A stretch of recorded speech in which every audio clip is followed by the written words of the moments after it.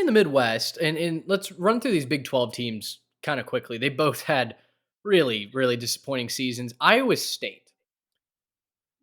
Is it time to have a conversation over if Matt Campbell is actually good or not? Because I'm kind of thinking it might be that time.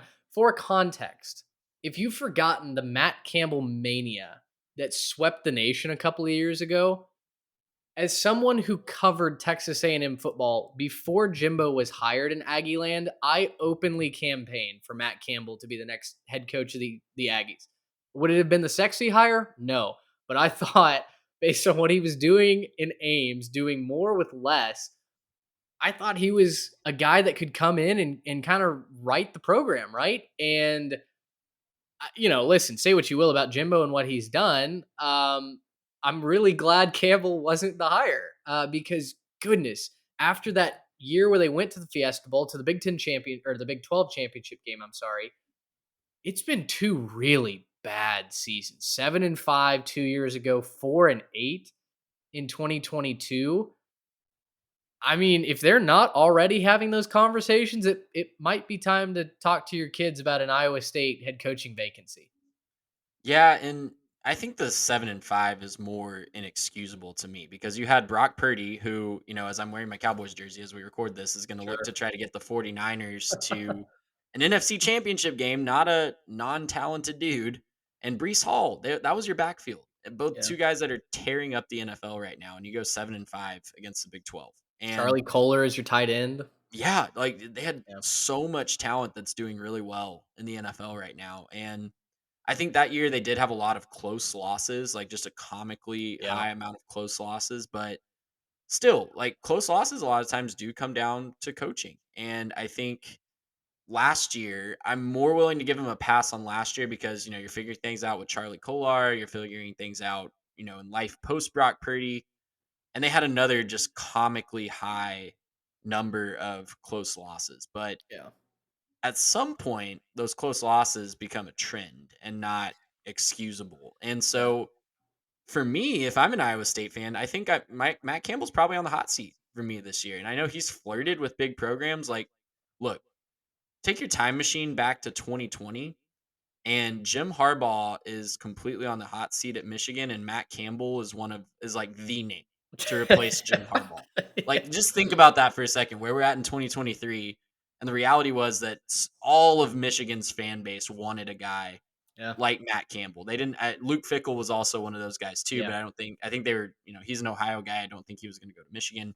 But yeah, like Matt Campbell was the hot name for all these openings. He chooses to bet on himself and stay at Ohio State or Iowa State, sorry. And man, that bet is not paid off. That was a No. parlay that you threw out there, and it's done after the first game. So yeah, I'm really fascinated to see. I guess we can start this conversation with Hunter Deckers. He Yeah. showed some promise this year. I don't think he was awful, but I don't know. Is he a guy that you want to build your program around right now? I'm not sure. Yeah, it's tough. He's got a big arm.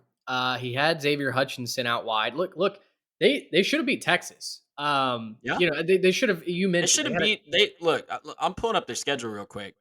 They should have won a lot of those games. Like this is their yeah. conference schedule. So they beat Iowa 10-7 in their non-conference Power 5, lost by 7 to Baylor, lost by 3 to Kansas, lost by 1 to Kansas State, lost by 3 to Texas. Oklahoma spread it out a little bit. That was still only a 14-point loss.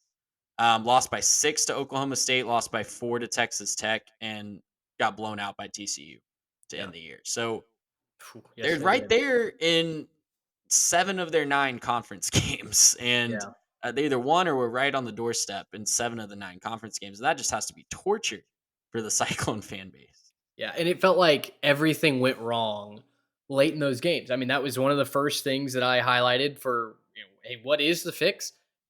Play a quality fourth quarter. I mean, Yeah, whether it was offense, the defense finally letting up a big drive, a time sucking drive that didn't leave your offense with anything to go down the field and even it up or win the game. Or quite frankly, their special teams was an eyesore this year, right? I mean, famously, was it Kansas that they missed that. It was like a 30-yard field goal, and it wasn't even in the same zip Yeah. code of. It Yeah, was I to mean, try to tie it to go to overtime in the Kansas yeah. game. Yep. So, you got to execute in the fourth quarter. They call it winning time for a reason, and Iowa State just didn't have the winning time page in their playbook this year, or really the last 2 years. You talk about Hunter Deckers, big arm. At the same time, they do bring in JJ Cole, who an Elite 11 guy, a blue chip quarterback who stays home and gives Iowa State a chance and a quarterback to groom if Deckers isn't the guy. Outside of him, though, only 51st in recruiting, which for Iowa State, not necessarily a bad total, but I think when fans get frustrated and they're looking for something to cling to, I don't know that the 51st recruiting class is something that's going to kind of salve those wounds.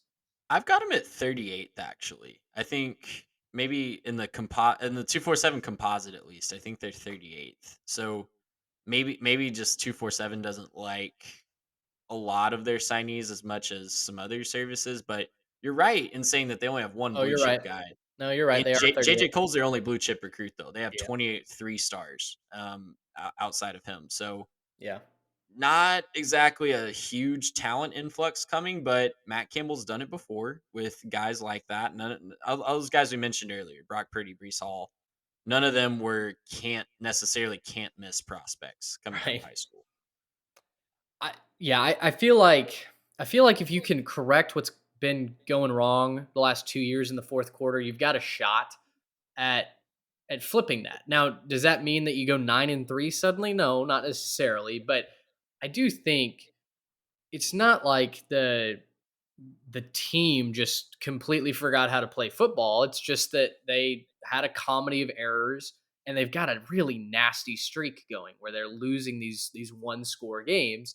You flip some of those and suddenly you're feeling a lot better about an 8-4 season that you can, your fans can talk about, oh, this could have been a 10-win season if X and Y happen, or you've got a 9-win season, etc. So I do think it's going to take that though for Matt Campbell to retain his job. I think anything less than a really competitive 8-win season. And I wonder if, especially in the area of the transfer portal, which they did not really do anything in, they've got a mid 70s transfer portal ranking right now. In the era of quick fixes and donor dollars flying in and out because of NIL, I wonder if even a program like Iowa State might consider pivoting elsewhere if Campbell doesn't kind of answer a lot of these criticisms. Yeah, I don't know, but just if you're looking for hope, 3-11 over the last 2 years. That's the Ugh. record in one score games. So that's probably going to even out over time, and or at least you hope it is. If You you're a hope Cyclone it does. fan. Gracious him. How about that?